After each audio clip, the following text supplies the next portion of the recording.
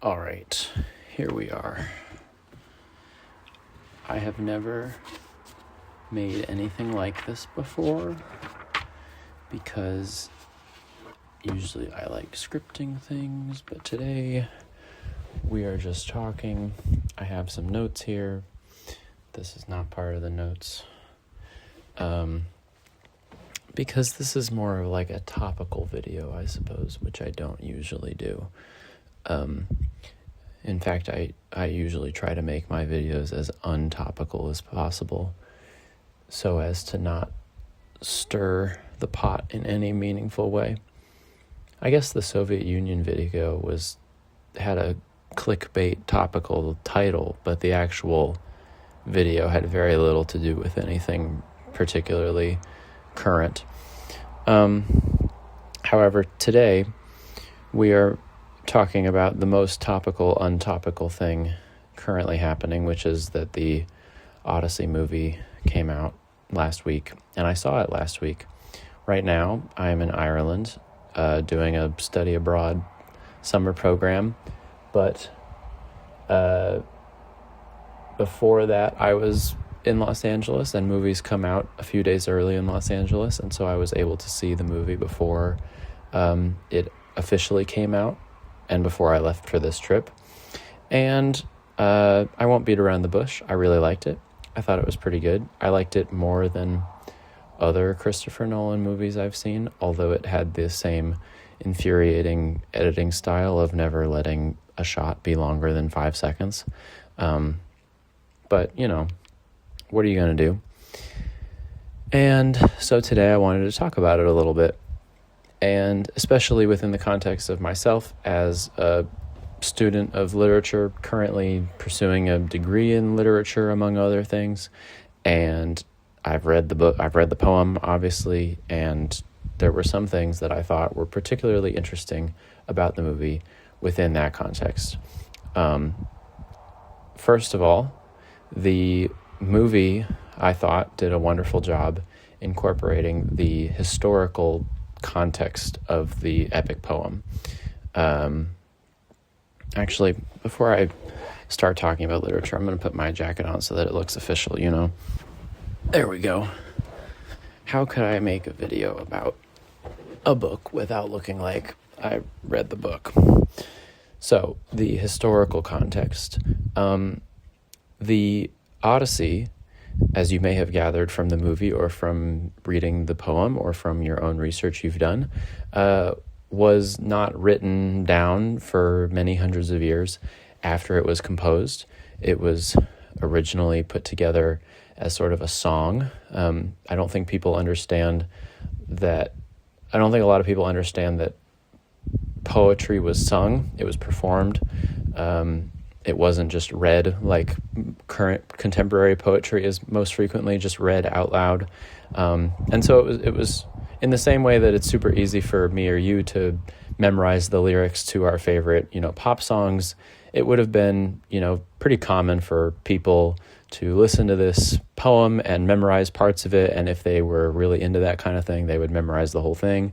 And so it was composed, I want to say around 800 BCE, and then it wasn't written down until several hundred years later during what we consider ancient Greece, Socrates, Plato, Aristotle, those guys. Then that's sort of when, at least to my understanding, it was actually written down, and then we have those versions of it today, translated.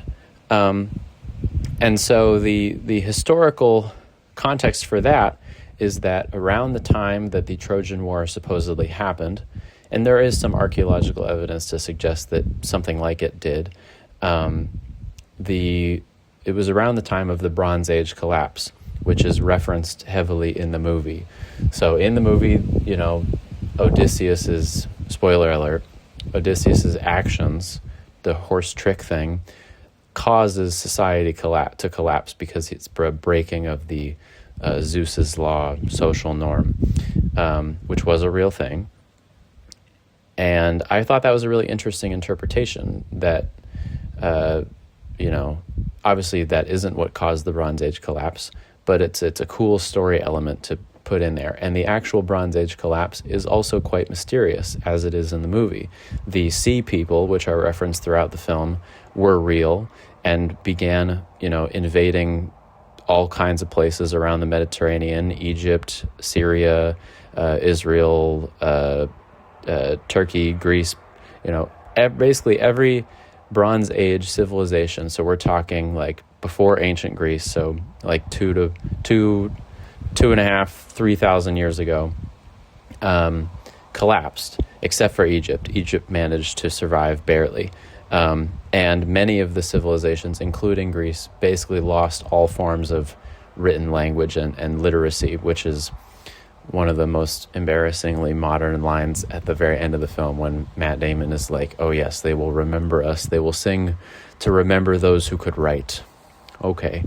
But yeah, it's a real thing, and we still, to this day, at least to my understanding, don't know who the sea people were, where they came from, what their motivation was, why they, set sail and started invading all of these great Bronze Age empires.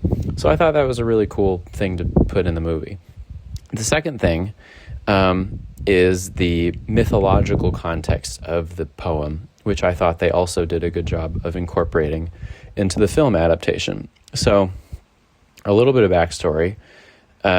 All of our understanding of Greek mythology, it doesn't come from Rick Riordan. It comes from, like ancient sources. And most of those ancient sources were written down like in the ancient Greek or early Roman period. So like around the 1st century AD or a couple hundred years before that. And we can only assume that those people writing around then had access to other more ancient sources that we no longer have. One of the most useful ones of these is the Apollodorus library. So this is a collection of texts. You can buy it in a book written. When was Apollodorus written? Okay, yeah. So Apollodorus was writing like 200 years BCE in Athens, and he was compiling all of these ancient sources that we no longer have access to into a collection that tells us basically about the mythology of the ancient Greeks. And from these sources, we get snippets of stories and things which more recent authors have since expounded upon and made into larger works. And it is from these ancient sources that we understand the mythological context of the Odyssey. So the Trojan War, mythologically speaking, takes place at the very end of the 4th age of man, the age of heroes, of the demigods. So the first 3 ages, the Golden Age, the Silver Age, the Bronze Age, are all sort of attempts at starting humanity which end in failure. And then those humans die out or become gods or what have you. The first age, the Golden Age, was like the fruit and food just sprung from the earth, and people lived lives of leisure. They were immortal. Everything was great, and eventually that just didn't work out. The Silver Age, people are not immortal, but they are gentle farming people, and they live, sort of shepherd, herdsman lifestyles, and that eventually fails. And then the third age is the Bronze Age, and these are very proud, aggressive, warlike peoples, but they are too aggressive, and so the gods wipe them out. And then the fourth age is the age of heroes and demigods, which many of us read about as kids reading the Percy Jackson books. It's great. And then the gods at the end of the Trojan War, though, decide that the demigods are just causing too many problems, and so they need to be sort of systematically wiped off the map. That's what happens to Agamemnon in the movie and in the poem when he gets home and Clytemnestra kills him. That's why the gods make it so hard for Odysseus to get home, is because they're just trying to eliminate all the heroes and all of their bloodlines so that we don't have any more of this nonsense. And of course, they're eventually successful because there are no more demigods today in the fifth age of humankind, which is called I think it's just called the Iron Age. And this is great because Odysseus, there's this whole element of the movie where Odysseus is like, why is it so hard for the gods to communicate with us? And the gods are always like, we are communicating with you. We're just sending, thunderstorms and big waves to communicate to you. And he doesn't really understand what they're communicating other than that they're mad at him. But really, besides being mad at him, they're also just trying to kill him actively. So besides those two things, which I enjoyed, the incorporation of the mythological context of the poem and the historical context of the poem, I liked basically all of the changes that were made for the film adaptation. I liked that, for instance, that Telemachus's character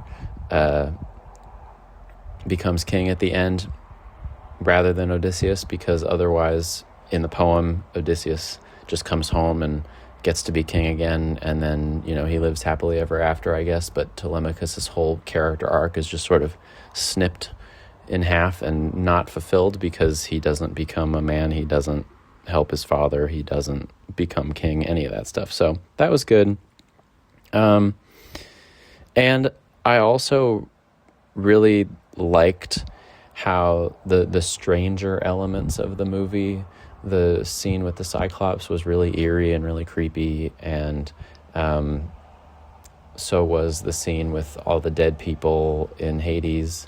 And I don't know, I think it's really important when making any piece of media that takes place in another time, but especially a piece of media that is a retelling of such an ancient story, you have to have an appreciation for how strange and creepy ancient times were. I mean, because of the absence of global institutions and global communication, and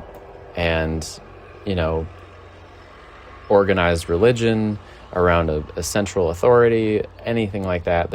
People were just doing some really weird stuff, and I really like, to whatever extent is possible, for contemporary films to portray how weird and bizarre and chaotic the ancient world must have been. It would have been nice if not every actor was a super famous, attractive model person, but that's fine. It's Hollywood. They're going to do that. And I liked all of the changes made to Odysseus's character as well. I mean, in the poem, if you didn't already know, Odysseus loves war, hates his family, or at least is indifferent to his family, feels no remorse for his actions. His actions are eventually rewarded rather than, ultimately punished. And he deserves to die, basically. He's not a good commander. He doesn't care about his men. All he wants is to get home to be king of Ithaca once again. And yet, despite those character flaws, which there are some remaining in the film, of course, he is still one of the most interesting and compelling and, in a weird way, deeply charismatic figures in all of literature. Less so in the poem than in the movie, but they did a great job, transferring Odysseus in all his glory to a character that is more palatable to modern standards, and Matt Damon did a good job. And I mean, if you've read Madeline Miller's Circe or a Song of Achilles, the Song of Achilles has very little to do with Odysseus compared to Circe, but he appears in both books. And in Circe especially, even though Circe is the main character and Madeline Miller makes her into a wonderful character, in my opinion at least, reading that, Odysseus still steals the show and becomes the main character of the whole book, which is frustrating when you're trying to do sort of a feminist retelling of a classic story that centers around a male hero, but he is the male hero, so it's hard to take the spotlight away from him. And yeah, it's a good movie. You should see it. This is my thoughts.